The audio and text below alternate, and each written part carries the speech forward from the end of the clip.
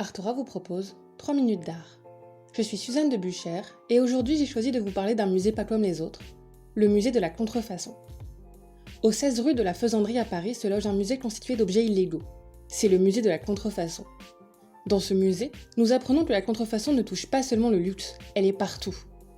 Du parfum au rasoir jetable, du stylo au fer à lisser, du capot de voiture au sac de ciment en passant par les jeux vidéo et les raquettes de tennis, tous les objets peuvent être contrefaits. De nombreuses anecdotes effarantes nous sont racontées. 38% des consommateurs pensent acheter un vrai produit sur internet et se font livrer une contrefaçon. Où on a par exemple déjà retrouvé de l'urine de chat dans de faux parfums. La raison, c'est un puissant conservateur. En comparant des produits vrais et faux, le musée nous attire sur les petits détails permettant de reconnaître une contrefaçon. Une tige de parfum tordue, un logo légèrement différent, une semelle rouge qui est en fait un autocollant. D'ailleurs, saviez-vous que c'est le frère de Louis XIV qui lança le premier la mode des semelles rouges ? Après la visite d'un abattoir à Versailles, ces semelles étaient couvertes de sang et il était en proie aux moqueries de la cour. En guise de pied de nez, ce grand connaisseur de la mode, dont la vie était suivie par tous, décida de faire des semelles rouges la mode du moment. Bien plus tard, un célèbre chausseur français adopta cette idée de recouvrir le dessous de ses escarpins d'un vernis rouge pour leur donner un caractère unique, une originalité qui est désormais protégée et réservée. Dans le parcours, nous pouvons remonter jusqu'aux origines de la fraude qui existent depuis la naissance du commerce. Des bouchons d'amphores gallo-romains du 1er siècle avant Jésus-Christ sont parmi les plus anciennes contrefaçons de marques connues. On y a inscrit des signes à la place du nom du négociant de vin original pour provoquer une confusion avec le produit authentique.